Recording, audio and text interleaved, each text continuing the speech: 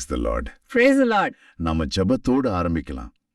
எல்லாவற்றையும் படைத்த அன்பு தந்தையே, இந்த புதிய நாளுக்காக, இந்த புதிய வாய்ப்புக்காக உமக்கு நன்றி செலுத்துகிறோம். நீர் எங்களுக்கு கொடுத்திருக்கும் ஒவ்வொரு சுவாசத்திற்கும், ஒவ்வொரு இதய துடிப்புக்கும் நன்றி. இன்றைய வாசகத்தின் வழியாக நீர் எங்களோடு பேசப் போவதற்காக உமக்கு நன்றி. உம்முடைய வார்த்தை உயிருள்ளது, ஆற்றல் மிக்கது. இந்த வார்த்தைகளை கேட்கும் ஒவ்வொருவரையும் அது தொடட்டும், மாற்றட்டும், ஆசிர்வதிக்கட்டும். உமது வார்த்தையின் ஆழத்தை புரிந்து கொள்ள தேவையான ஞானத்தையும் அதன்படி வாழத் தேவையான அருளையும் அவர்களுக்கு வழங்கும்.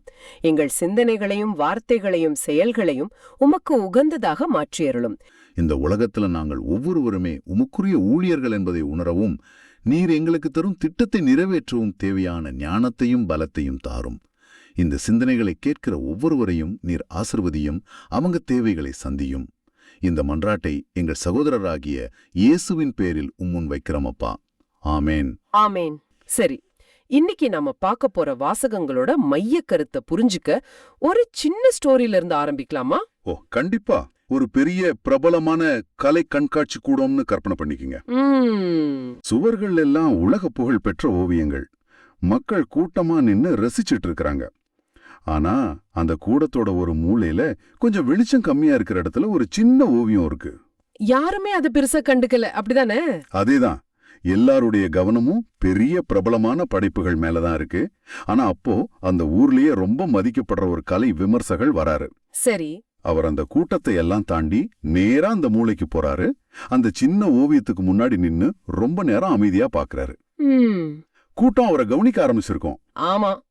அப்புறம் மெதுவா திரும்பி சொல்றாரு, இந்த கண்காட்சியோட உண்மையான பொக்கிஷம் இதுதான். இது ஒரு மாபெரும் கலைஞனின் ஆரம்பகால படைப்பு. இதில் இருக்கிற நுணுக்கமும் ஆழமும் இவர் எதிர்காலத்துல கலையுலகை ஆள போறாருங்கிறதுக்கு சாட்சி அப்படின்னு அறிவிக்கிறாரு. ஓஹோ, அந்த ஒரு நிமிஷம் அந்த ஓவியத்தோட மதிப்பு எங்கேயோ போயிருக்கோம். மிக சரியா சொன்னீங்க. அதுவரைக்கும் யாருமே கண்டுக்காத அந்த ஓவியம் கண்காட்சியோட மையப்புள்ளியா மாறிடுச்சு. அந்த விமர்சகரோட பணி என்ன? அங்க மறைஞ்சிருந்த ஒரு மதிப்பு அடையாளம் காட்டி அதுக்கு சான்று பகர்ந்ததுதான். அருமையான ஒப்பீடு. திருமுழுக்கு யோவான் செஞ்சதும் கிட்டத்தட்ட இதே வேலைதான். ஆமா, மக்கள் மத்தியில வாழ்ந்த இயேசுவை சுட்டி காட்டி, இவர்தான் அந்த பொக்கிஷம், இவர்தான் இறைமகன் அப்படின்னு முதல்ல அடையாளம் காட்டி சான்று பகர்ந்தார். இன்னைக்கு நாம தியானிக்க போற பொதுக்காலம் 2ஆம் ஞாயிறுக்கான வாசகங்கள், அதாவது எசாயா, திருப்பாடல் 40, 1 கொரிந்தியர், அப்புறம் யோவான் நற்செய்தி, இந்த அடையாளம் காட்டுதல், சான்று பகருதல் அப்படிங்கிற கருத்தை எப்படி ஒன்னோட ஒன்னு இணைக்குதுன்னு ஆழமா பார்க்கலாம். சரி, அப்ப திருமுழுக்கு யோவான் கிட்ட இருந்தே அவலிப்போமா?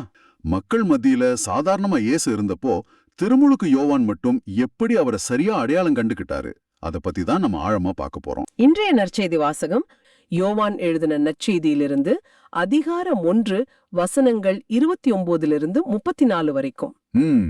இதுல திருமுழுக்கு யோவானோட சாட்சிதான் மையம். அவர் எப்படி இயேசுவோட உண்மையான அடையாளத்தை கடவுள் காட்டின வழியில வெளிப்படுத்துறாருன்றத விரிவாக பார்க்கலாம். சரி, வாசகத்தோட தொடக்கமே ரொம்ப சக்தி வாய்ந்ததா இருக்கு. அந்த காட்சியை மனசுல கொண்டு வருவோமே. யோர்தான் ஆற்றுக்கரை, மக்கள் கூட்டம், திருமுழுக்கு யோவான் பேசிட்டு இருக்காரு. திடீர்னு பேச்ச நிறுத்துறாரு. கூட்டத்துக்கு நடுவுல வர்ற ஒருத்தரை பார்த்துட்டு, ஆமா, அவரை காட்டி ஒரு வரலாற்று சிறப்புமிக்க வார்த்தைய சொல்றாரு. வசனம் 29ல இயேசு தங்கிட்ட வர்றத பார்த்ததும் யோவான் தன் சீடர்கள் கிட்ட திரும்பி, இதோ கடவுளின் ஆட்டுக்குட்டி, இவரே உலகின் பாவத்தை போக்குபவர் அனு சொல்றாரு. ஆமா. இங்க எனக்கு ஒரு கேள்வி வருது. மேசியா, அரசர், ஆண்டவர்னு எத்தனையோ பெரிய பட்டங்கள் இருக்கு. ஆனா யோவான் ஏன் குறிப்பா ஆட்டுக்குட்டின்னு ஒரு பட்டத்தை தேர்ந்தெடுக்கணும்? இது ஒரு விதத்துல கொஞ்சம் பலவீனமான ஒரு பிம்பத்தை கொடுக்கற மாதிரி இல்லையா? மிக முக்கியமான கேள்வி. இந்த ஒத்த சொல்லுக்கு பின்னால இஸ்ரேல் மக்களோட 1000 வருஷ வரலாறு, நம்பிக்கை, எதிர்பார்ப்பு எல்லாமே அடங்கியிருக்கு. அப்படியா? ஆமா. இத நாம புரிஞ்சுக்க திருவிவிலியத்துல விடுதலை பயணம் நூலுக்கு போகணும். இஸ்ரேல் மக்கள் எகிப்துல அடிமையா இருந்தப்போ ஆண்டவர் அவங்கள மீட்க ஒரு திட்டம் போட்டாரு. பாஸ்கா விழா. அதேதான். கடைசிவாதியா அழிவின் தூதன் எகிப்தியர்களோட தலைப்பிள்ளைகளை எல்லாம் அழிச்சப்போ இஸ்ரேல் மக்கள் காப்பாற்றப்பட ஒரு வழி சொன்னாரு. ஒவ்வொரு வீட்லயும் பழுதற்ற ஒரு ஆட்டுக்குட்டிய பலியிட்டு அதோட ரத்தத்தை வீட்டு நிலைக்கால்கள்ல பூசணும். ஆமா, அந்த இரத்தத்தை பார்த்துட்டு அழிவின் தூதன் கடந்து போயிடுவான். மிகச்சரி. அந்த பாஸ்கா ஆட்டுக்குட்டியோட ரத்தம் அவங்கள மரணத்திலேந்து விடுவிச்சுது. ஓ, அப்போ யோவான் இயேசுவ அந்த பாஸ்கா ஆட்டுக்குட்டியோட ஒப்பிடுறார், அப்படித்தானே? ஆமா. ஆனா அதை விட ஒரு படி மேல போறாரு. அதுதான் இங்க இருக்கிற ஆச்சரியமான விஷயம். யோவான் வாழ்ந்த காலத்துல எருசலேம் தேவாலயத்துல பாஸ்கா விழாவுக்காக ஆயிரக்கணக்கான ஆடுகள் பலியிடப்பட்டுச்சு. அது ஒரு பெரிய சடங்கு. அந்த சூழல்ல யோவான் அந்த ஒட்டுமொத்த பலி அமைப்பையும் ஓரங்கட்டி ஒரே ஒருத்தரை கை காட்டி, இதோ அந்த ஆட்டுக்குட்டின்னு சொல்றாரு. அவர் சொல்ல வர்றது என்னன்னா, இனிமே இந்த ஆயிரக்கணக்கான ஆடுகள் தேவையில்ல, உண்மையான முழுமையான ஒரே பலி இவர்தான் அன்னுதுதான். நான் இதை இப்படி யோசிக்கவே இல்ல. இது அந்த பலி முறையே புரட்டு போடுற ஒரு அழிவிப்பு மாதிரி இருக்கு. நிச்சயமா. அதனாலதான் அவர் ஒரு குறிப்பிட்ட மக்களோட பாவத்துக்காக இல்லாம உலகின் பாவத்தை போக்குபவர்னு சொல்றாரு. ஓ, அதுதான் விஷயமா? பாஸ்கா ஆட்டுக்குட்டி இஸ்ராயல் மக்களுக்கு மட்டும், ஆனா இயேசு உலகத்துக்கே. சரியா புடிச்சிங்க. இயேசு எந்த ஒரு இனம், மொழி, நாடுன்னு பாகுபாடு இல்லாம ஒட்டுமொத்த மனித குலத்தோட பாவங்களையும் தம் மேல சுமந்து தீர்க்க வந்த தெய்வீக பலி. யோவான் ஒரே வரியில இயேசுவோட பணியின் உலகளாவிய தன்மைய அறிவிக்கிறாரு. இதுவே ரொம்ப ஆழமா இருக்கு. ஆனா அடுத்த வரிய பார்க்கும்போது இன்னொரு குழப்பம் வருது. யோவான் சொல்றாரு, எனக்கு பின் வரும் இவர் என்னை விட முன்னிடம் பெற்றவர், ஏனெனில் எனக்கு முன்பே இருந்தார். இது ஒரு முரண்பாடு மாதிரி தெரியுது. எப்படின்னு சொல்றீங்க? காலத்தின்படி பார்த்தா யோவான் இயேசுவை விட 6 மாசம் பெரியவர். அவரோட பணிதான் முதல்ல தொடங்குச்சு. மக்கள் எல்லாம் யோவானை தான் முதல்ல தெரிஞ்சு வச்சிருந்தாங்க. அப்படி இருக்கும்போது தனக்கு பின்னாடி வந்தவர் இப்படி தனக்கு முன்னாடி இருந்திருக்க முடியும்? சரியான கேள்வி. இதுதான் இயேசுவோட இரட்டைத்தன்மைய புரிஞ்சுக்கிறதுக்கான திறவுகோல். இரட்டைத்தன்மையா? ஆமா. மனிதரா இந்த உலகத்துல பிறந்த வரிசைப்படி இயேசு யோவானுக்கு பின் வந்தவர். அது சரிதான். ஆனா யோவான் இங்க இயேசுவோட பிறப்பு சான்றிதழ பார்க்கல. அவர் இயேசுவோட தெய்வீக இயல்ப பார்க்கறாரு. இறைவனாக அவர் காலத்துக்கு அப்பாற்பட்டவர், இந்த உலகம் படைக்கப்படுறதுக்கு முன்னாடியே தந்தையோட இருந்தவர். யோவான் நற்செய்தியோட முதல் வசனமே என்ன சொல்லுது? தொடக்கத்தில் வாக்கு இருந்தது. அவ்வாக்கு கடவுளோடு இருந்தது, அவ்வாக்கு கடவுளாயும் இருந்தது. ஆமா, அந்த நித்திய வாக்கு தான் இயேசுவா மனித உருவெடுத்தது. அதனால யோவான் இயேசுவோட மனித பிறப்ப கடந்து அவரோட நித்திய இருப்ப உணர்ந்து இங்க சாட்சி சொல்றாரு. அப்போ இவர் எனக்கு பின்னாடி வந்த சாதாரண மனுஷன் இல்ல, இவர் காலத்தையே கடந்த கடவுள்னு ஆணித்தரமா சொல்றாரு. இந்த புரிதல் அடுத்த வசனத்தை இன்னும் ஆச்சரியமாக்குது. எந்த வசனம்? வசனம் 31ல யோவான் சொல்றாரு, இவர் யார் என்று எனக்கு தெரிந்திருக்கவில்லை அப்படின்னு. ஆனா லூக்கா நற்செய்தி பிரகாரம் அவங்க 2 பேரும் நெருங்கிய உறவினர்கள் தானே. அப்போ தெரிஞ்சிருக்கலன்னு சொல்றதுக்கு என்ன அர்த்தம்? இது வெறும் தாழ்ச்சியா? இது தாழ்ச்சியையும் தாண்டின ஒரு விஷயம். இது யோவானோட நேர்மையையும் அவரோட பணி முழுக்க முழுக்க தெய்வீகமானது அப்படின்றதையும் உறுதிப்படுத்துற ஒரு அறிவிப்பு. எப்படி? அவர் என்ன சொல்ல வர்றாருன்னா, இவர் என் சொந்தக்காரரா இருந்தாதனாலயோ இல்ல எனக்கு தனிப்பட்ட முறையில இவரை பிடிக்கும் அப்படின்றதுனாலயோ நான் சாட்சி சொல்லல. என் சாட்சியும் மனுஷ அறிவையோ உறவையோ சார்ந்ததில்ல. இது நேரடியா கடவுளுக்கிட்ட இருந்து எனக்கு கிடைச்ச வெளிப்படுத்தினல் அப்படிங்கறதுதான். ஓ, அப்போ அவரோட சாட்சியம் முழுக்க முழுக்க கடவுளால் வழிநடத்தப்பட்டதுன்னு தெளிவுபடுத்துறாரு. எவ்வளவு ஒரு தெளிவான நோக்கம் பாருங்களேன். தன் வாழ்க்கையோட குறிக்கோள் என்னங்கிறதுல அவருக்கு எந்த குழப்பமும் இல்ல. அவர் தன்னை ஒரு வழிகாட்டி பலக மாதிரி தான் பார்த்தாரு. அவரோட வேலை மக்களை தயார் பண்றது, வரப்போற மேசியாவை நோக்கி கை காட்டுறது. அந்த பணி முடிஞ்சதும் தன் சீடர்கள் கூட இயேசுவ பின்தொடர அனுமதிச்சாரு. தன்னை முன்னிலைப்படுத்தாம கிறிஸ்துவ மட்டும் முன்னிலைப்படுத்தினதுதான் யோவானோட மிக்க பெரிய சிறப்பு.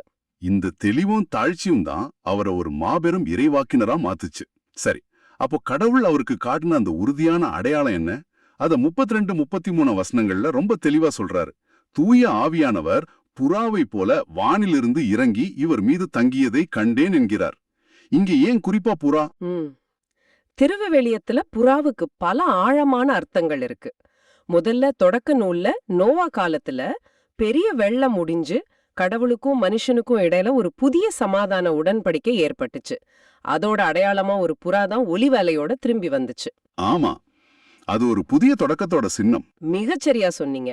அப்போ ஈசு மேல புறா இறங்குறது கடவுள் இயேசு மூலமா ஒரு புதிய படைப்ப, ஒரு புதிய சமாதான உடன்படிக்கையை ஏற்படுத்துறாருன்னோத குறிக்குது. அது மட்டும் இல்ல, தொடக்க நூல்ல உலகம் படைக்கப்படுறதுக்கு முன்னாடி கடவுளின் ஆவி தண்ணீரின் மேல் அசைவாடி கொண்டிருந்ததுன்னு வாசிக்கிறோம். இங்க திருமுழுக்கோட தண்ணீருக்கு மேல கடவுளோட ஆவி புறா வடிவத்துல இறங்கி இயேசு வழியா ஒரு புதிய படைப்பை உருவாக்குது. ரொம்ப ஆழமான ஒரு தொடர்பு. இன்னும் ஒரு முக்கியமான விஷயம், இது யோவானுக்கு கடவுள் கொடுத்த ஒரு தனிப்பட்ட அடையாளம். அவரே சொல்றாரு, யார் மீது தூய ஆவி இறங்கி தங்குவதை காண்பீரோ அவரே தூய ஆவியால் திருமுழுக்கு கொடுப்பவர் என்று என்னை அனுப்பியவர் என்னிடம் சொல்லியிருந்தார் அப்படின்னு. சரி, யோவான் தண்ணீரால் திருமுழுக்கு கொடுத்தாரு. ஆனா இயேசு தூய ஆவியால் திருமுழுக்கு கொடுப்பவர்னு சொல்லப்படுது. இந்த ரெண்டு திருமுழுக்குக்கும் என்ன வித்தியாசம்? பெரிய வித்தியாசம் இருக்கு. யோவான் கொடுத்தது தண்ணீரால் ஆனது. அது மனமாற்றத்துக்கான ஒரு வெளிப்புற அடையாளம், ஒரு தயாரிப்பு நிலை. ஆனா இயேசு கொடுக்கிற திருமுழுக்கு தூய ஆவியால் ஆனது. அது வெறும் சடங்கு இல்லையா? இல்ல, அது கடவுளோட ஆவியே நமக்குள்ள வந்து தங்கி நம்மள உள்ள இருந்து புதுப்பிக்கிற ஒரு தெய்வீக சக்தி. அது நம்ம பாவத்தை மன்னிக்கிறது மட்டும் இல்ல, பாவம் செய்யாம வாழ்ற சக்தியையும் கொடுக்குது. அது நம்மள கடவுளோட பிள்ளைகளாகவே மாற்றி நமக்கு நிலை வாழ்வா அளிக்குது. சுருக்கமா சொன்னா, யோவான் வழிய திறக்கிறாரு, இயேசு அந்த வழியில நம்மள முழுமையாக்குறாரு. அருமையான விளக்கம். இப்போ நாம இந்த வாசகத்தோட உச்சக்கட்டத்துக்கு வர்றோம். தான் பார்த்தது கேட்டது எல்லாத்தையும் வச்சு யோவான் தன் சாட்சியத்தை ஒரு அசைக்க முடியாத பிரகடனத்தோட முடிக்கிறாரு. வசனம் 34, நான் கண்டேன், இவரே இறைமகன் என சான்று பகர்கிறேன். ஆமா, இது ஒரு கருத்து இல்ல, சந்தேகம் இல்ல, கண்டதின் கேட்டதின் உணர்ந்ததின் உறுதியான வெளிப்பாடு. அந்த பயணமே ரொம்ப அழகா இருக்கு. எனக்கு தெரிந்திருக்கவில்லைன்னு தாழ்மையில ஆரம்பிச்சு கடவுள் கொடுத்த பணிய செஞ்சு தெய்வீக அடையாளத்தை கண்டு கடைசியா இவரே இறைமகன் என்ற அசைக்க முடியாத நம்பிக்கையில முடியுது. அவரோட சாட்சியம் இன்னிக்கும் சக்தி வாய்ந்ததா இருக்கிறதுக்கு காரணம் அது அவரை பத்தி இல்ல, கடவுளை மையப்படுத்தி இருந்துச்சு. ஆஹா, இந்த ஆழமான பார்வை உண்மையிலே நம்ம புரிதல தெளிவாக்குது. இயேசுவ வெறும் நல்ல போதகரா இல்லாம உலகின் பாவத்தை போக்குற கடவுளின் ஆட்டுக்குட்டியா, காலத்தை கடந்த இறைமகனா, தூய ஆவியால நம்மள புதுப்பிக்க வந்தவரா திருமுழுக்கு யோவான் நமக்கு அடையாளம் காட்டுறாரு. ஆமாம். அப்போ இன்னைக்கு இந்த வாசகம் நமக்கு என்ன கத்துக் கொடுக்குதுன்னா, நம்ம அன்றாட வாழ்க்கையிலயும் இயேசுவ கண்டுக்க நமக்கு யோவான் மாதிரி ஒரு தாழ்மையான உள்ளம் தேவை. கடவுளோட வெளிப்படுத்தலுக்காக காத்திருக்கிற பொறுமை தேவை. அவர் காட்டுற அடையாளங்களை பார்க்கிற ஆன்மீக பார்வை தேவை. மிக சரியா சொன்னீங்க. அவர் நம்ம வாழ்க்கையோட சாதாரண நிகழ்வுகள் வழியாவும் பேசிக்கிட்டு தான் இருக்கிறாரு. அதனால இப்போ உங்களுக்கான ஒரு சிந்தனை.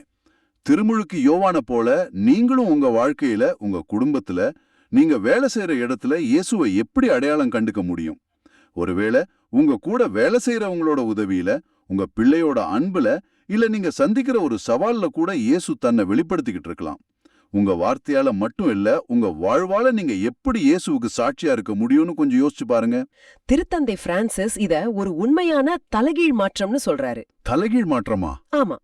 பொதுவா மதங்கள்ல மனுஷங்க தான் தங்களோட பாவங்களுக்காக கடவுளுக்கு பலி கொடுப்பாங்க. ஆனா இங்க கடவுளே மனிதகுலத்தோட பாவங்களுக்காக தன்னையே பலியா கொடுக்கறாரு. இயேசுங்கிற அந்த ஆட்டுக்குட்டில கடவுள் நமக்காக பலியாகிறாரு. இந்த திருமுழுக்கு யோவான் அடையாளம் காட்டின இயேசுவோட பணி, அதாவது உலகின் பாவத்தை போக்குவது, பிற இனத்தாருக்கு ஒளியா இருப்பது, இது திடீர்னு வந்த ஒரு எண்ணம் இல்ல. இது பல நூற்றாண்டுகளுக்கு முன்னாடியே முன்னறிவிக்கப்பட்டிருக்கு. ஆமா, அதுதான் இன்றைய முதல் வாசகம். இறைவாக்கினர் எசாயா புத்தகத்திலிருந்து. எசாயா 49ஆம் அதிகாரம். இறைவசனங்கள் 3, அப்புறம் 5 முதல் 6 வரை. சரி. இதோட மைய கருத்து என்னன்னா, கடவுளால் தேர்ந்தெடுக்கப்பட்ட ஊழியனோட பணி ஒரு குறிப்பிட்ட இனத்தை மீட்கிறது மட்டும் இல்ல, அது உலக மக்கள் எல்லாருக்கும் ஒளியாக இருந்து கடவுளோட மீட்பை உலகின் இறுதி எல்லை வரை கொண்டு செல்றதுதான். ரொம்ப ஆழமான ஒரு கருத்து. சரி, இந்த வாசகத்தை கொஞ்சம் கூட ஆழமா பாப்போம். கண்டிப்பா.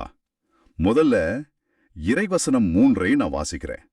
அவர் என்னிடம், நீயே என் ஊழியன், இஸ்ரவேலே, உன் வழியாய் நான் மாட்சி பெறுவேன் என்றார். இதுல பாருங்க, கடவுள் எவ்வளவு நேரடியா தனிப்பட்ட முறையில அழைக்கிறார்னு. நீயே என் ஊழியன் அப்படின்னு சொல்றார். ஆனா இங்க இஸ்ரவேல்னு சொல்றது ஒரு தனி நபரையா இல்ல ஒட்டுமொத்த மக்களையுமா? இது ஒரு மிக முக்கியமான கேள்வி. ஏன்னா எசாயா நூல்ல இந்த ஊழியன்ங்கிற கழுத்து ஒரு புதர் மாதிரி தான்.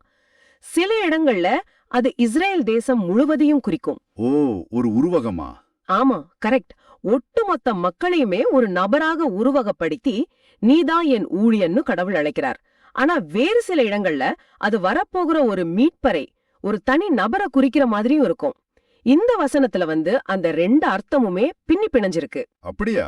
ஆமா, ஒரு பக்கம் பாபிலோனுக்கு அடிமைகளா சிதறிப்போன இஸ்ரேல் மக்கள் கிட்ட உங்க வழியா நான் மாட்சி பெறுவேன்னு கடவுள் நம்பிக்கை கொடுக்கிறார். அதாவது நீங்க தோத்து போனவங்க இல்ல, என் திட்டத்துல உங்களுக்கு இன்னும் ஒரு முக்கிய பங்கு இருக்குன்னு சொல்ற மாதிரி இருக்கு. மிகச்சரியா சொன்னீங்க. தோற்று அவமானப்பட்டு அடிமைகளா இருக்கிற ஒரு மக்கள் கிட்ட போய் உங்க வழியா நான் மாட்சி அடைய போறேன்னு சொல்றது எவ்ளோ பெரிய ஒரு புரட்சிகரமான வார்த்தை பாருங்க. நிஜமாலும். அதே சமயம் இந்த ஊழியன் அந்த மக்களின் பிரதிநிதியா அவங்கள வழிநடத்த போற ஒருவராகவும் இருக்கிறார். கடவுளோட மாட்சி அவங்களோட ராணுவ வெற்றியில இல்ல, கடவுளுக்கு உண்மையா இருக்கிறதுல தான் இருக்குங்கிறது தான் இதோட ஆழமான பொருள். அருமை. சரி, அடுத்ததா இறைவசனம் 5 பாப்போம். யாக்கோபை தம்மிடம் கொண்டு வரவும் சிதறுண்ட இஸ்ரேலை ஒன்று திரட்டவும் கற்பையிலிருந்தே ஆண்டவர் என்னை தம் ஊழியனாக உருவாக்கினார். ஆண்டவர் பார்வையில் நான் மதிப்பு பெற்றவன், என் கடவுளே என் ஆற்றல், அவர் இப்போது உரைக்கிறார். இதுல கற்பையிருந்தே உருவாக்கினார் அப்படிங்கிற வரி மனச ரொம்ப தொடுது. நம்ம பிறப்பு ஒரு தற்செயல் நிகழ்வு இல்ல, ஒவ்வொருத்தருக்கும் ஒரு நோக்கம் இருக்குன்னு இது காட்டுது இல்லையா? கண்டிப்பா. அதுதான் அந்த அழைப்போட தெய்வீக உறவிடத்தை உறுதிப்படுத்துது. இது மனுஷனோட தேர்வில்ல, இது கடவுளோட திட்டம். ஓ, சரி. அந்த ஊழியன் நான் இந்த வேலையை செய்யலாமா வேண்டாமான்னு யோசிக்கல. அவரோட பிறப்போட நோக்கமே அந்த பணிதான். அது அவரோட மானித்த கூடவே பின்னி பிணைஞ்சிருக்கு. இது அந்த ஊழியனுக்கு ஒரு மிகப்பெரிய ஆத்ம விசுவாசத்தையும் அதிகாரத்தையும் கொடுக்குது. நானா இந்த பணிக்கு வரல, கடவுளே என்னை பிறப்பிலிருந்தே இதுக்காக நியமிச்சிருக்கிறார் அப்படிங்கிற உறுதி அது. அது மட்டும் இல்ல, என் கடவுளே என் ஆற்றல்னு அந்த ஊழியன் சொல்றத கவனிச்சிங்களா? ஆமா, அது ரொம்ப முக்கியம். இது வெறும் பக்தி வாஜகம் இல்ல. ஒரு நாடு சொந்த சைனியத்தையும் ராஷ்டிரிய சக்தியையும் இழந்து நிக்கிறப்போ எங்க பலம் கடவுள் மட்டும்தான் சொல்றது ஒரு மிகப்பெரிய அரசியல் மற்றும் ஆத்மீய பிரகடனம். ஆமா, எங்களை வீழ்த்தின பாபிலோனோட தெய்வங்கள் பெரியவங்க இல்ல, எங்க கடவுளே எங்கள் ஆற்றல்னு அவங்க பறைசாற்றுகிறார்கள். அதனாலதான் ஆண்டவர் பார்வையில் நான் மதிப்பு பெற்றவன் என்ற வரியும் வருது. உலகம் அவங்கள அடிமைகளா பார்க்கலாம், ஆனா கடவுளோட பார்வையில அவங்க மதிப்புக்குரியவங்க. ரொம்ப அழகா சொன்னீங்க. இப்போ இந்த வாசகத்தோட உச்சக்கட்டத்துக்கு வரோம். இறைவசனம் 6. அவர் கூறுவது, யாக்கோபின் குலங்களை நிலைநிறுத்துவதும் இஸ்ரேலில் காக்கப்பட்டோரை திருப்பிக் கொணருவதும் நீ என் ஊழியனாக இருப்பது எளிதன்றோ? உலகின் இறுதி எல்லை வரை என் மீட்பு சென்றடையும்படி நான் உன்னை பிற இனத்தார்க்கு ஒளியாகவும் ஏற்படுத்துவேன். எனக்கு இது ரொம்ப ஆச்சரியமா இருக்கு.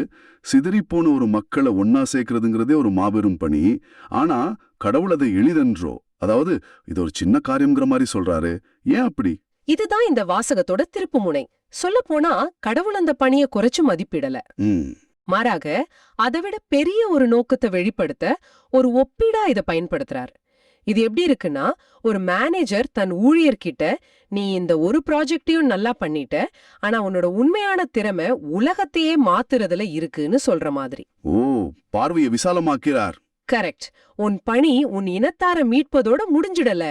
அது வெறும் ஆரம்பம்தான். உன் உண்மையான பெரிய பணி பிற இனத்தார்க்கு, அதாவது யூதர் அல்லாத எல்லா மக்களுக்கும் ஒளியாக இருப்பது அப்படின்னு சொல்றார். இது அந்த காலகட்டத்துல எவ்ளோ புரட்சிகரமான ஒரு சிந்தனையா இருந்திருக்கும். கடவுளோட மீட்பு திட்டம் ஒரு குறிப்பிட்ட இனத்துக்கு மட்டும் சொந்தமானதில்ல, அது உலகளாவியது, அதாவது யுனிவர்சல் என்பதை பழைய ஏற்பாட்டிலேயே இசாயா இறைவாக்கினர் மிக தெளிவா வெளிப்படுத்துறார். அப்போ இந்த ஊழியன் யாரு? கிறிஸ்தவர்களா நாம இதை படிக்கும்போது நம்ம மனசுல இயேசுவோட உருவம் தரட்டுன்னு வந்துருது. புதிய ஏற்பாடு இந்த வாசகத்தை எப்படி பாக்குது? மிக சரியான கேள்வி. புதிய ஏற்பாட்டு ரசிகர்கள், குறிப்பா புனித பவுல், இந்த வாசகத்தை இயேசுவோட பணிக்கும் திருச்சபையோட பணிக்கும் அடித்தளமா பார்த்தாங்க. இயேசுவே தம்ம உலகின் ஒளின்னு யோவான் நற்செய்தியில குறிப்பிடுறார். ஒரு யூதர்களுக்கு மட்டுமல்லாம சமாரியர்கள், பிற இனத்தார்னு எல்லாருக்கும் மீட்பை கொண்டு வந்தார். ஆமாம். திருத்தூதர் பணி நூல்ல பவுலும் பர்னபாவும் பிற இனத்தாருக்கு நற்செய்தி அறிவிக்கும் போது இதே எசாயா வாசகத்தை தான் மேற்கோள் காட்டுறாங்க. பிற இனத்தாருக்கு ஒளியாய் இருக்குமாறு நான் உம்மை ஏற்படுத்தினே அப்படின்னு ஆண்டவர் கட்டளையிட்டதா சொல்லுவாங்க. ஓ, அப்படியா? ஆமா, ஆக இந்த ஊழியன் அழைப்பு ஒரு குறுகிய வட்டத்திலிருந்து உலகளாவிய பணிக்கு விரிவடைஞ்சத இயேசுவோட வாழ்க்கையிலயும் திருச்சபையோட பிறப்பிலையும் அவங்க முழுமையா நிறைவேறியதா பார்த்தாங்க. அப்போ இந்த வாசகங்கள் உங்களுக்கும் எனக்கும் என்ன சொல்லுது? நாமளும் திருமுழுக்கு வழியா இந்த கடவுளின் ஊழியன்கிற அழைப்பை பெற்றிருக்கோம், அப்படிதானே? நிஜமே. நம்ம அன்றாட வாழ்க்கையில அதை பொருத்தி பார்க்கலாம். யாக்கோபின் குளங்களை நிலைநிறுத்துவதுங்கிறது நம்ம குடும்பத்தை கவனிக்கிறது, நம்ம பங்கு தளத்துல சேவை செய்யறது, நம்ம கிறிஸ்தவ சமூகத்தை வலுப்படுத்துறது மாதிரி. ஆமா, அது ரொம்ப முக்கியமான கடவுள் கொடுத்த பணிதான். கண்டிப்பா அத நாம நிச்சயமா செய்யணும். ஆனா கடவுள் இது எளிதன்றோ அப்படின்னு கேக்குறார். ஒருவேளை நாம இந்த எளிதான காரியங்களோட நம்ம ஆன்மீக வாழ்க்கையை நிறுத்திக்கிறோமா? அதுதான் நாம ஆழமா சிந்திக்க வேண்டிய கேள்வி. நாம நம்ம வட்டத்துக்குள்ள நல்லா பணி செய்யறோம், தப்பில்ல. ஆனா கடவுளோட திட்டம் அதை விட பெருசு. நம்ம வேலை செய்யற இடத்துல வேற மதத்தை சேர்ந்த நம்ம நண்பருக்கு ஒரு நல்ல வார்த்தை சொல்றது, நம்ம பக்கத்து வீட்டுல தனியா இருக்கிறவங்களுக்கு உதவி செய்யறது, சாதி மத பேதமன்றி எல்லார்கிட்டயும் அன்பு காட்டுறது, இதெல்லாம் தான் நாம பிற இனத்தார்க்கு ஒளியாக மாறுற தருணங்கள். ஒரு சின்ன புன்னலி, ஒரு உதவிக்கரம், ஒரு பாகுபாடற்ற பார்வை கூட அந்த ஒளிய பரப்ப முடியும் இல்லையா? நம்ம பணி, நம்ம குடும்பம், நம்ம பங்குத்தலம்னு குறுகிய வட்டத்துக்குள்ள மட்டும் இருக்கா, இல்ல நம்மள சுத்தி இருக்கிற எல்லாருக்கும் ஒளியா வாழ அழைக்கப்பட்டிருக்கோன்னு உணர்ந்து இருக்கிறோமாங்கிறதான் இன்னைக்கு நமக்குள்ள கேள்வி. நிறைவா இந்த வாசனம் இழுக்கிற ஒரு முக்கியமான சிந்தனை இதுதான். கடவுள் உங்க வாழ்க்கையில கொடுத்திருக்கிற பணிய நீங்க ஒரு குறுகிய வட்டத்துக்குள்ள சுருக்கிக்கிறீங்களா? நல்ல கேள்வி. ஒருவேளை உங்க குடும்பத்தார மட்டும் கவனிக்கிறதும் உங்க பங்கு பணிகளை மட்டும் செய்யறது எளிதானதுன்னு நினைச்சு உங்க அண்டை வீட்டாருக்கு, உங்க கூட வேலை செய்யறவங்களுக்கு, நீங்க சந்திக்கிற மற்றவங்களுக்கும் ஒளியா இருக்க கடவுள் தர்ற வாய்ப்பை இழக்கிறீங்களா? உங்க அழைப்போட எல்லைகளை விரிவுபடுத்த சிந்திக்க இந்த நாள் உங்களுக்கு உதவட்டும். கடவுளோட திட்டம் எப்போதுமே நம்ம நினைக்கிறத விட ரொம்ப பெரியது. யோவான் நற்செய்தியில உலகின் பாவத்தை போக்குபவர்னு சொன்னதுக்கும் இங்க எசாயா உலகம் முழுவதும் மீட்பு அடைய ஒரு ஒளின்னு சொன்னதுக்கும் உள்ள தொடர்பு ரொம்ப ஆழமானது. இந்த ஒளிங்கிற உருவகம் எவ்வளவு சக்தி வாய்ந்தது! ஒளி இருட்ட அகற்றும், வழிகாட்டும், உண்மையை வெளிப்படுத்தும். இயேசுவோட பணி அதுதான். சரி, கடவுளுக்கு இவ்ளோ பெரிய திட்டம் இருக்கு. அவர் ஒரு உலகளாவிய மீட்பரா அனுப்புறாரு. இத கேக்குற நாம ஒரு விசுவாசியா எப்படி பதில் சொல்லணும்? அதுக்குதான் இன்னைக்கு பதிலுரை பாடல் திருப்பாடல் 40 நமக்கு வழிகாட்டுது. அதோட பல்லவி, நம்ம வாழ்வோட மந்திரமா மாறணும். உமது திருவுளம் நிறைவேற்ற ஆண்டவரே இதோ வருகின்றேன்னு. இது வெறும் வார்த்தை இல்ல, ஒரு முழுமையான அர்ப்பணிப்பு. சொல்லப்போனா இது ஒரு ஆழமான ஜபத்தோட சுருக்கம். என் திட்டங்கள், என் விருப்பங்கள், என் கனவுகள் எல்லாத்தையும் உங்க பாதத்துல வைக்கிறேன். ஆமா, இனி உங்க சித்தம் என் வாழ்க்கையில நடக்கட்டும் அப்படின்னு நம்மள முழுமையா கையளிக்கிற ஒரு ஜபம் இது. நிச்சயமா. இது ஒரு அடிபணிதல் மட்டும் இல்ல, இது ஒரு நம்பிக்கையோட பிரகடனம். நம்பிக்கையின் பிரகடனம். ஆமா, என்னுடைய வழியை விட உங்களுடைய வழி சிறந்தது அப்படின்னு நாம ஏத்துக்கிறத காட்டுது. இந்த மனநிலையோட தான் திருப்பாடல் ஆசிரியர் தன் அனுபவத்தை பகிர தொடங்குறார். முதல் வசனத்தை பாருங்களேன். நான் ஆண்டவருக்காக பொறுமையுடன் காத்திருந்தேன், அவர் என் பக்கம் சாய்ந்து எனது மன்றாட்டை கேட்டருளினார். இந்த பொறுமையுடன் காத்திருத்தல், இது இன்னைக்கு இருக்கிற அவசர உலகத்துல நமக்கு எவ்வளவு கஷ்டமான ஒரு விஷயம். ரொம்ப ரொம்ப கஷ்டம். எல்லாம் உடனே நடக்கணும்னு எதிர்பார்க்கிறோம். ஜெபம் செஞ்ச அடுத்த கணமே பதில் கிடைக்கணும்னு நினைக்கிறோம். ஆனா இந்த பொறுமைங்கிறது வெறும் செயலற்ற காத்திருப்பு தானா, இல்ல அதுக்கு வேற அர்த்தம் இருக்கா? ரொம்ப சரியான கேள்வி. இது நிச்சயமா செயலற்ற காத்திருப்பு இல்ல. இது ஒரு தீவிரமான நம்பிக்கையோட இருக்கிற காத்திருப்பு. நம்ம ஜெபங்களுக்கு உடனே பதில் கிடைக்காதப்போ ஆண்டவர் நம்மள கைவிட்டுட்டார்னு நாம நினைச்சிடுறோம். ஆமா, அந்த எண்ணம் வந்துரும்.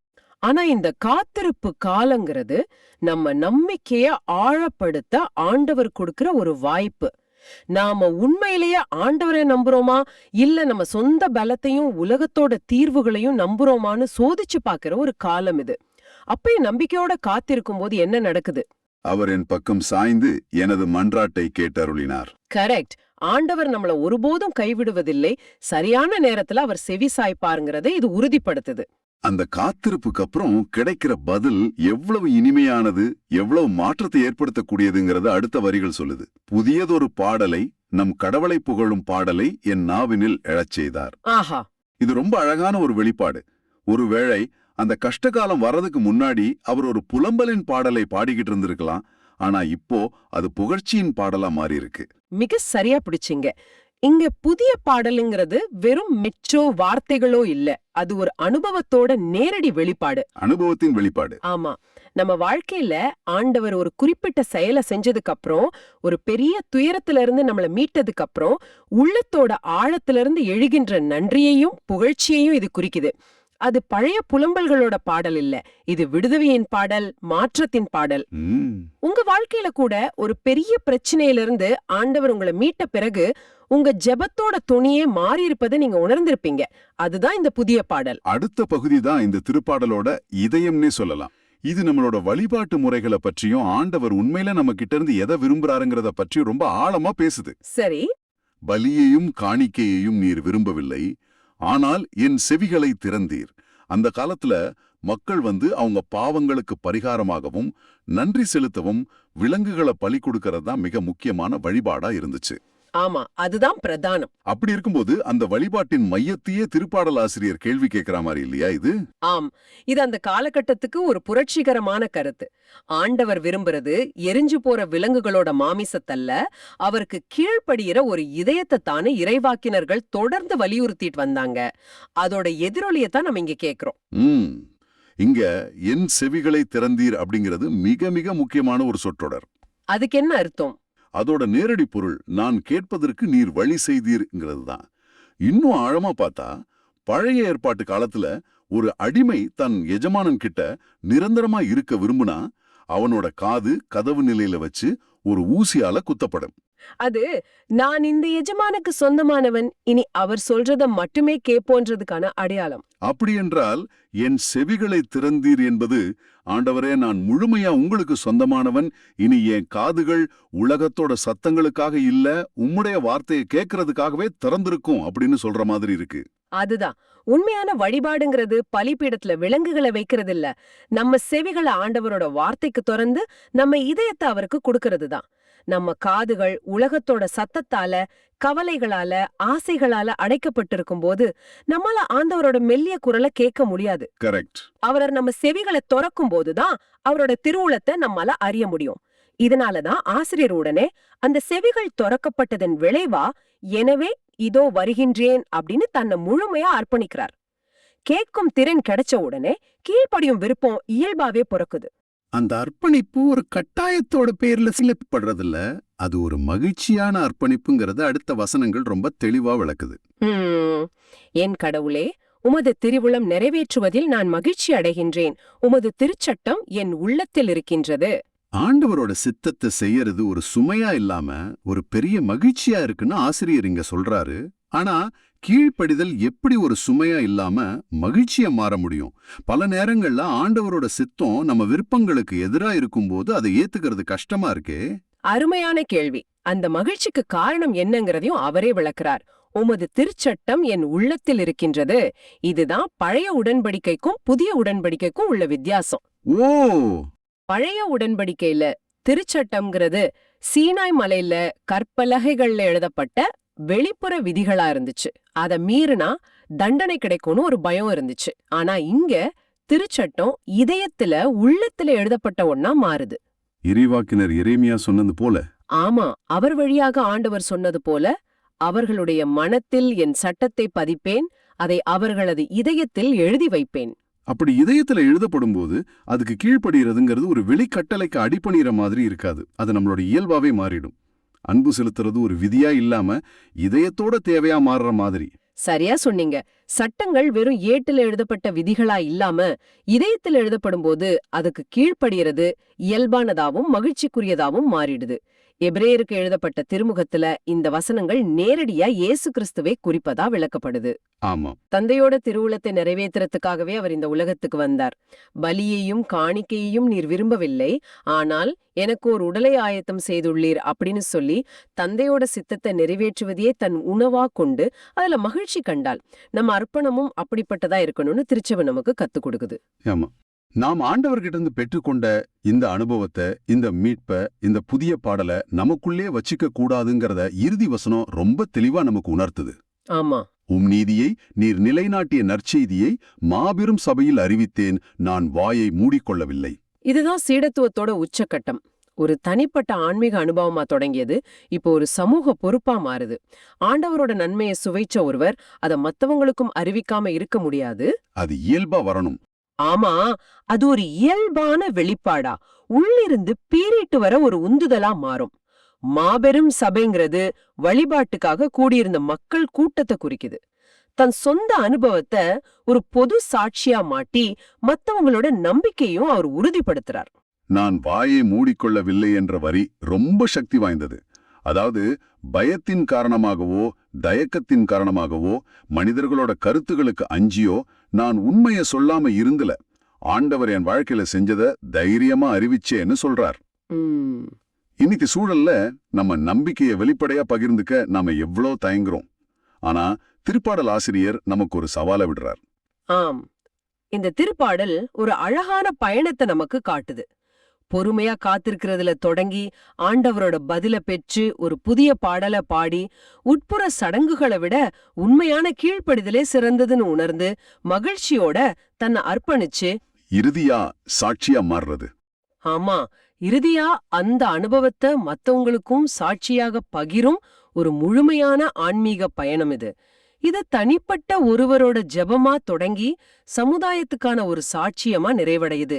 நாமும் நம்மள ஆண்டவரோட கைகள்ல ஒப்படைக்கும் போது அவர் நம்மள ஒரு புதிய பாடல, ஒரு புதிய சாட்சியத்தை உருவாக்குவார். இந்த அழைப்பு இறைவாக்கினரிடருக்கு மட்டுமானது இல்லங்கிறது தான் இன்றைய 2ஆம் வாசகம் தெளிவா சொல்லுது. புனித பவுல் கொரிந்து நகர திருச்சபைக்கு எழுதின முதல் திருமுகத்திலிருந்து அதிகாரம் 1 வசனங்கள் 1-3 வரை. சரி, முதல் வசனத்தை நான் வாசிக்கிறேன், கேளுங்க. கொரிந்து நகரில் உள்ள கடவுளின் திருச்சபைக்கும் அவர் திருவுளத்தால் கிறிஸ்து இயேசுவின் திருத்தூதனாக அழைக்கப்பட்ட பவுலும் சகோதரராகிய சொஸ்தேனும் எழுதுவது.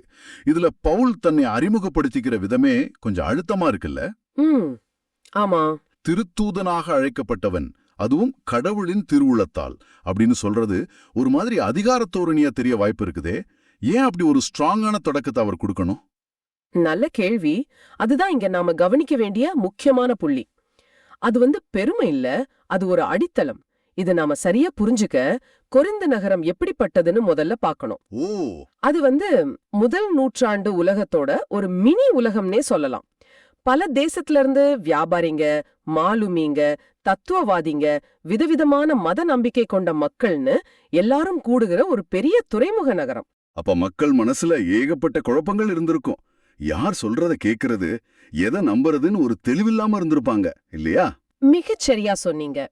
அந்த சூழல்ல பவுல் வெறுமனே உங்கள் நண்பன் பவுல் எழுதுவது அப்படின்னு ஆரம்பிச்சா அவர் சொல்றதும் அந்த சந்தையில கேக்குற 100 குரல்கள்ல ஒன்னா போயிருக்கும். ஆமா, அதுவும் சரிதான். அதனாலதான் அவர் ஆரம்பத்திலேயே ஆணித்தரமா சொல்றார், நான் சொல்ல போறது என் சொந்த கருத்தில்ல, நான் கடவுளோட திருவுளத்தால் இந்த பணிக்கு அழைக்கப்பட்டிருக்கேன், அதனால இந்த செய்திக்கு ஒரு தெய்வீக அதிகாரம் இருக்கு அப்படின்னு நிலைநிறுத்துறார். இது அந்த செய்தியை கேக்குறவங்கள தயார்படுத்துற ஒரு உத்தி. ஓஹோ, சரி. கூடவே சகோதரராகிய சொஸ்தேன் பெயரையும் குறிப்பிடுறாரு. அதுக்கு என்ன காரணம்? அது ஒரு மிக நுட்பமான ஒரு விஷயம். திருத்தூதர் பணிகள் நூல் 18ஆம் அதிகாரத்துல பாத்தீங்கன்னா இந்த சொஸ்தேன் கொரிந்து ஜபக்கூடத்தின் தலைவரா இருந்தவர். பவுலுக்கு எதிரா ஒரு பெரிய கழகம் நடந்தப்போ இவரைத்தான் மக்கள் அடிச்சு துன்புறுத்துவாங்க. ஆனா பிற்காலத்துல அவர் கிறிஸ்தவரா மாறி இருக்கணும். கொரிந்து மக்களுக்கு அவரை நல்லாவே தெரியும். சரி. அதனால பவுல் அவருடைய பெயரை சேர்க்கிறப்போ, நான் ஏதோ வெளியில இருந்து உங்களுக்கு அறிவுரை சொல்ற அந்நியன் இல்ல, இதோ பாருங்க, உங்க ஊர்க்காரர், உங்களுக்கு தெரிஞ்ச ஒருத்தர் கூட என் பக்கத்துல தான் நிக்கிறாரு, நாங்க 2 பேரும் சேர்ந்து இந்த செய்தியை சொல்றோம் அப்படின்னு சொல்ற மாதிரி இருக்கு. அட, அப்போ அது அந்த கடிதத்துக்கு ஒரு உள்ளூர் நம்பகத்தன்மையையும் கூட்டு பொறுப்பையும் கொடுக்குது. கரெக்டா சொன்னீங்க. முதல் வசனத்திலேயே தன் தெய்வீக அதிகாரத்தையும் உள்ளூர் தொடர்பையும் நிலைநாட்டி ஒரு வலுவான அடித்தளத்தை அமைக்கிறார். சரி, அவர் யாருன்னு சொன்னதுக்கு அப்புறம் யாருக்கு எழுதுறாருன்னு சொல்றார். இதுதான் இந்த வாசகத்தோட மையப்புள்ளின்னு நினைக்கிறேன். வசனம் 2, இயேசு கிறிஸ்துவோடு இணைக்கப்பட்டு தூயோராக்கப்பட்டு இறைமக்களாக இருக்க அழைக்கப்பட்டிருக்கும் உங்களுக்கும் எல்லா இடங்களிலும் நம் ஆண்டவர் இயேசு கிறிஸ்துவை அறிக்கையிடும் யாவருக்கும். இங்கேதான் இந்த கடிதம் கொரிந்து நகரத்தோட எல்லையை தாண்டி 2000 வருஷம் கழிச்சு இதை கேட்டுக்கிட்டு இருக்கிற உங்களுக்கும் எனக்கும் சொந்தமாகுது. ஆனா இந்த வார்த்தைகள் தூயோராக்கப்பட்டு இறைமக்களாக இருக்க அழைக்கப்பட்டிருக்கோம், இதெல்லாம் கேட்கவே கொஞ்சம் ஒரு மாதிரி பாரமா இருக்குல்ல. நாம அதுக்கு தகுதியானவங்களா? நிச்சயம் இந்த கேள்வி எழும்.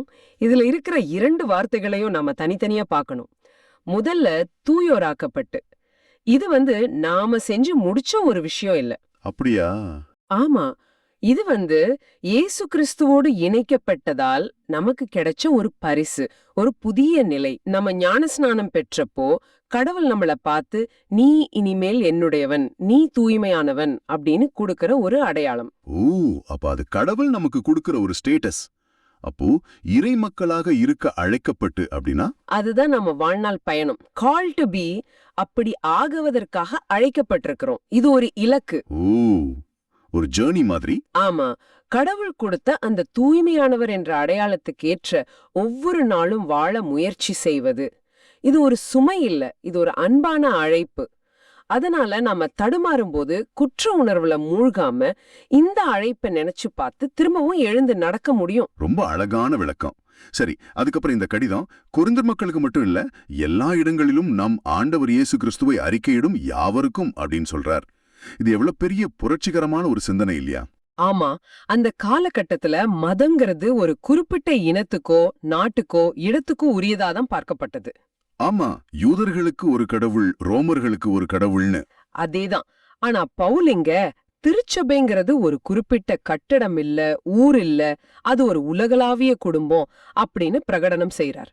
நம் ஆண்டவர் அப்படின்னு அவர் சொல்லும்போது, அவர் உங்களுக்கு மட்டும் ஆண்டவர் இல்ல, எனக்கும் ஆண்டவர், உலகத்துல எங்க இருந்தாலும் அவங்களுக்கும் ஆண்டவர், நாம எல்லாரும் ஒரே தலைவருக்கு கீழே இருக்கிற ஒரு பெரிய குடும்பம் அப்படின்னு சொல்லி எல்லா தடைகளையும் உடைக்கிறார். இங்கே பவுல் ஒரு குறிப்பிட்ட ஊருக்கு கடிதம் எழுத ஆரம்பிச்சு அது ஒட்டுமொத்த உலகத்துக்கும் உரியதா மாத்துறார். சரியா சொன்னீங்க.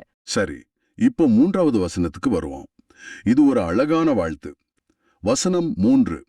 நம் தந்தையாகிய கடவுளிடமிருந்தும் ஆண்டவர் இயேசு கிறிஸ்துவிடமிருந்தும் உங்களுக்கு அருளும் அமைதியும் உரித்தாகுக. பொதுவா ஒரு ரோம கடிதத்தின் தொடங்கம் எப்படி இருக்கும்? இது மாதிரி இருக்குமா? இல்ல. பொதுவா கிரீக்க மொழியில ஒரு கடிதத்தை ஆரம்பிக்கும் போது கைரீன் அப்படின்னு எழுதுவாங்க. அதுக்கு கிரீட்டிங்ஸ் அல்லது வாழ்த்துகள் அப்படின்னு அர்த்தம். சரி. ஆனா பவுல் இங்க ஒரு சின்ன எழுத்த மாத்தி ஒரு பெரிய இறையியல் புரட்சியே பண்றார். அவர் கைரீனுக்கு பதிலா கிட்டத்தட்ட அதே உச்சரிப்பு கொண்ட காரிஸ் என்ற வார்த்தையை பயன்படுத்துறார். காரிஸ் அப்படின்னா? காரிஸ் அப்படின்னா அருள் அல்லது கிரேஸ். அடா, அப்போ அவர் வெறுமனே வாழ்த்துகள் சொல்லல, ஒரு சாதாரண வாழ்த்து வார்த்தையை எடுத்து அதுக்குள்ள கிறிஸ்தவ நம்பிக்கையோட மையத்தையே வைக்கிறாரு. அருள் அப்படிங்கிறது நாம தகுதியற்றவர்களா இருந்தாலும் எந்த விதமான பிரதிபலனும் எதிர்பார்க்காம கடவுள் நம்ம மேல பொழிகிற அளவற்ற அன்பு, இரக்கம், உதவி. இது நாம சம்பாதிக்கிற சம்பளம் இல்ல, கடவுள் நமக்கு இலவசமா கொடுக்கிற ஒரு பரிசு. நம்ம பலவீனங்களை எல்லாம் தெரிஞ்சும் நம்மள நேசிக்கிற கடவுளோட இரக்கம் தான் அருள். அருமை. அப்போ அமைதி அப்படின்னா பிரச்சனை இல்லாத அமைதியான ஒரு வாழ்க்கையா? அது மட்டும் இல்ல, இங்கே அமைதி என்பதற்கு பின்னாடி எபிரேய மொழியில் வருகிற ஷாலோம் என்ற வார்த்தையோட ஆழம் இருக்கு. ஷாலோம்? ஆமா. ஷாலோம்னா போரில்லாத நிலைமை மட்டும் இல்ல, அது ஒரு முழுமையான நல்வாழ்வு. கடவுளோடும் நம்மளோடும் மற்றவர்களோடும் ஒரு சரியான இணக்கமான உறவில் இருப்பது, உடல் நலம், மன நிம்மதி, ஆன்மீக நிறைவு, உறவுகளில் சமாதானம், இது எல்லாமே சேர்ந்ததுதான் அந்த அமைதி. அப்போ அருளும் அமைதியும் ஒன்னோடொன்னு தொடர்புடையது. மிக சரி. கடவுளின் அந்த தகுதியற்ற அன்புங்கிற அருள் நமக்கு கிடைக்கும்போதுதான் இந்த முழுமையான அமைதிங்கிற ஷாலோம் நம்ம வாழ்க்கையில சாத்தியமாகும். ஒன்று மற்றொன்றுக்கு வழிவகுக்கிறது. அதிலும் இந்த ரெண்டுமே எங்கிருந்து வருதுன்னு பவுல் குறிப்பிடுறாரு பாருங்க. நம் தந்தையாகிய கடவுளிடமிருந்தும் ஆண்டவர் இயேசு கிறிஸ்துவிடமிருந்தும். ஆமா, தந்தைதான் இந்த அருளுக்கும் அமைதிக்கும் மூல ஊற்று. இயேசு கிறிஸ்து அந்த ஆசீர்வாதங்களை நமக்கு கொண்டு வந்து சேர்க்கிற வழியாக இருக்கிறார். தந்தை, மகன் இருவரோட கூட்டு செயல்பாட்டாலதான் நமக்கு இந்த மீட்பு கிடைக்குதுங்கிற கிறிஸ்துவ நம்பிக்கையின் மையத்தை இந்த 2 வார்த்தைகள் அடக்கிடுறார். ஆக இந்த 3 சின்ன வசனங்களை நாம தொகுத்து பார்த்தா இது வெறும் ஒரு கடிதத்தின் முகவரி இல்ல, இது கிறிஸ்துவ அடையாளத்துக்கான ஒரு கையேடு மாதிரியே இருக்கு. ஆமா. நாம யார்? கடவுளின் திருவுளத்தால் ஒரு நோக்கத்திற்காக அழைக்கப்பட்டவர்கள். நமது நிலை என்ன? கிறிஸ்துவின் மூலம் தூய்மையாக்கப்பட்டவர்கள். நமது பயணம் என்ன? இறை மக்களாக வாழ அழைக்கப்பட்ட ஒரு உலகளாவிய குடும்பத்தின் உறுப்பினர்கள். நமக்கு கிடைக்கும் வரம் என்ன? கடவுளின் அருளும் முழுமையான அமைதியும். ஆமா, இந்த தொடக்கம் பவுல் அடுத்து சொல்ல போகிற கடினமான விஷயங்களுக்கெல்லாம் ஒரு அடித்தளமாக அமையுது. கொரிந்து திருச்சபையில ஏகப்பட்ட பிரிவினைகள், ஒழுக்க பிரச்சனைகள் இருந்துச்சு. அதையெல்லாம் கண்டிக்கிறதுக்கு முன்னாடி பவுல் அவங்களுக்கு அவங்களோட உண்மையான அடையாளத்தை ஞாபகப்படுத்துறார். ஆமா, நீங்க யாருன்னு முதல்ல புரிஞ்சுக்கோங்க. நீங்க கடவுளால் நேசிக்கப்பட்டு, அழைக்கப்பட்டு, ஆசீர்வதிக்கப்பட்ட ஒரு குடும்பம். இப்போ அந்த அடையாளத்துக்கு தகுந்த மாதிரி வாழுங்க அப்படின்னு சொல்றதுக்காக தான் இப்படி ஒரு அன்பான, ஆழமான தொடக்கத்தை கொடுக்கிறார். இது நமக்கும் பொருந்தும் இல்லையா? நிச்சயமா. நம்ம வாழ்க்கையில பிரச்சனைகளை சந்திக்கிறப்போ இந்த வாசகம் நமக்கு நினைவூட்டட்டும். நாம கடவுளால் அழைக்கப்பட்டவர்கள், கிறிஸ்துவால் மீட்கப்பட்டவர்கள். நமக்கு தேவையான அருளும் அமைதியும் அவரிடமிருந்து நிச்சயம் வரும். இயேசு கிறிஸ்து நமக்கு மட்டும் அல்ல, அனைவருக்கும் ஆண்டவர். சரியா சொன்னீங்க. இதுதான் இன்னைக்கு நாம பார்த்த எல்லா வாசகங்களையும் இணைக்கிற மையப்புள்ளி. எசாயா முன்னறிவிச்ச பிற இனத்தாருக்கு ஒளி இயேசுல நிறைவேறுச்சு. இப்போ திருச்சபையாகிய நம்ம ஒவ்வொருவர் மூலமாவும் அந்த ஒளி இந்த உலகத்துல தொடர்ந்து ஒளிரணும். திருமுழுக்கு யோவான போல இயேசுவ நம்ம வாழ்க்கை முறை மூலமா இந்த உலகத்துக்கு அடையாளம் காட்டுறதுதான் நம்மளோட பணி. அதுதான் நம்ம அழைப்பு. சுருக்கமா பார்த்தா இன்றைய வாசகங்கள் ஒரு அழகான தொடர் நிகழ்வை காட்டுது. முதல்ல எசாயா ஒரு உலகளாவிய மீட்பர பிற இனத்தாருக்கு ஒளியா முன்னறிவிக்கிறாரு. அப்புறம் திருமுழுக்கு யோவான் சரித்திரத்தோட ஒரு ஸ்பெசிபிக் நிமிஷத்துல அந்த மீட்பர் இயேசுதான் அடையாளம் காட்டுறாரு, சான்று பகர்றாரு. இந்த வெளிப்பாட்டுக்கு நம்ம பதில் திருப்பாடல் சொல்ற மாதிரி, ஆண்டவரே உமது திருவுளம் நிறைவேற்ற இதோ வருகின்றேன் அப்படிங்கிற அர்ப்பணிப்பா இருக்கணும். கடைசியா இந்த அழைப்பும் நமக்கும் உரியதுன்னு புனித பவுல் இயேசு அனைவருக்கும் ஆண்டவர்னு சொல்லி உறுதிப்படுத்துறாரு. இது ஒரு முழுமையால வட்டம். திருத்தந்தை பிரான்சிஸ் சொல்ற மாதிரி இயேசுவா நமக்கு ஏற்கனவே தெரியும்னு நாம நினைக்கவே கூடாது. ஒவ்வொரு நாளும் தூய ஆவியானவர் அவரை நமக்கு புதுசா வெளிப்படுத்த நம்ம அனுமதிக்கணும். யோவானுக்கு யோர்தான் ஆற்றங்கரையில இயேசுவ சுட்டி காட்டுறது பணியா இருந்துச்சு. பவுலுக்கு நகரங்கள்ல அவரை பத்தி பிரசங்கிக்கிறது பணியா இருந்துச்சு. இப்போ உங்களுக்கு எனக்கும் என்ன பணி? உங்க குடும்பத்துல, நீங்க வேலை செய்யற இடத்துல, உங்க நண்பர்கள் மத்தியில இயேசுக்கு சான்று பகர உங்க பணி என்ன? நீங்க எப்படி ஒரு ஒளியா, ஒரு அடையாளமா இருக்க முடியும்? சில சமயம் அது பெரிய வார்த்தைகளா இருக்க வேண்டியதில்லை. ஒரு சின்ன கருணை செயல், ஒரு மன்னிப்பு, ஒரு நேர்மையான நடத்த கூட இயேசுவை இந்த உலகத்துக்கு அடையாளம் காட்ட முடியும். இந்த ஆழமான பார்வை உங்களுக்கு பயனுள்ளதாக இருக்குதுன்னு நினைச்சா மத்தவங்களுக்கு இந்த வீடியோவை ஷேர் பண்ணுங்க. நற்செய்தியின் தூதராக இறையாட்சியை எடுத்துரைங்க. நன்றி. மீண்டும் நாளை சந்திப்போம். இயேசுவுக்கே புகழ். அன்னை மரிய வாழ்க.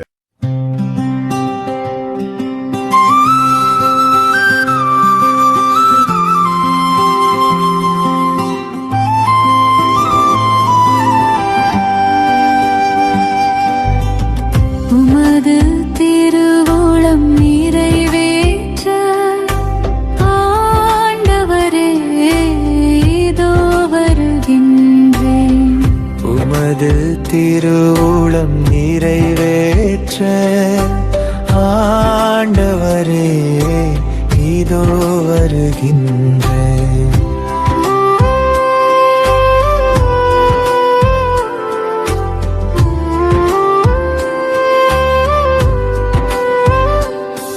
நான் ஆண்டவருக்காக பொறுமையுடன் காத்திருந்தேன். அவரும் என் பக்கம் சாய்ந்து எனது மன்றாட்டை கேட்டருளினார். புதியதொரு பாடலை நம் கடவுளை புகழும் பாடலை என்னாவினின்று எழச் செய்தார். உமது திருவுளம் நிறைவேற்ற ஆண்டவரே இதோ வருகின்றேன்.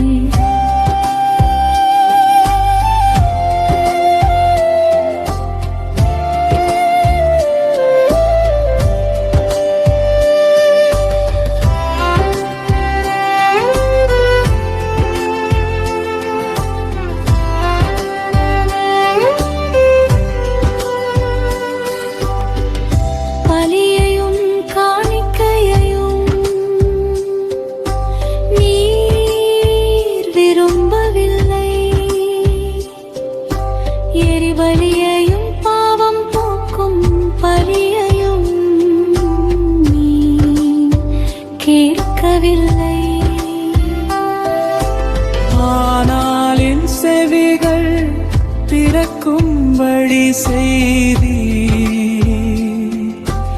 எனவே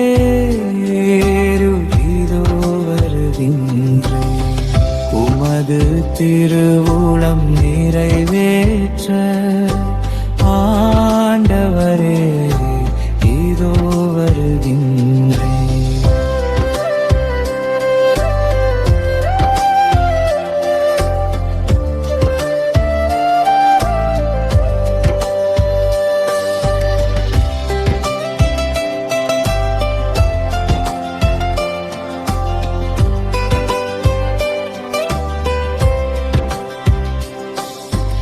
என்னை குறித்து திருநூல் சுருளில் எழுதப்பட்டுள்ளது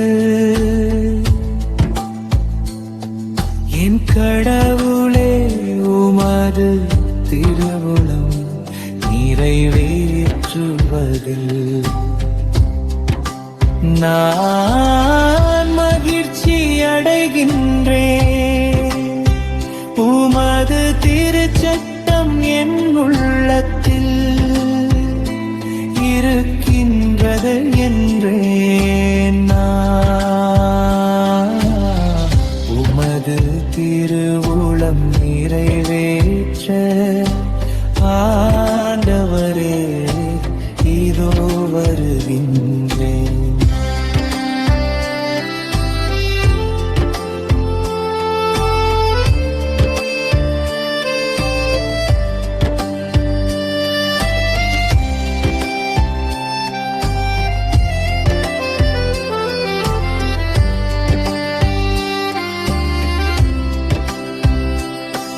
என் நீதியை நீ நிலைநாட்டிய நற்செய்தியை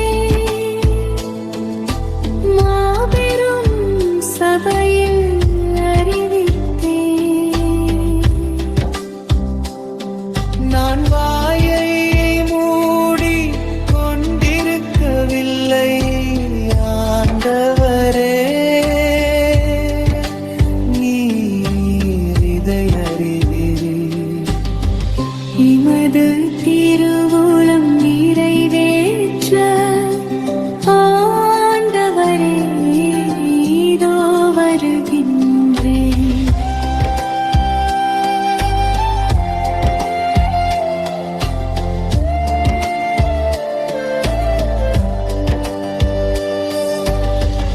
உமது திருவுளம் நிறைவேற்ற ஆண்டவரே இதோ வருகின்றேன்.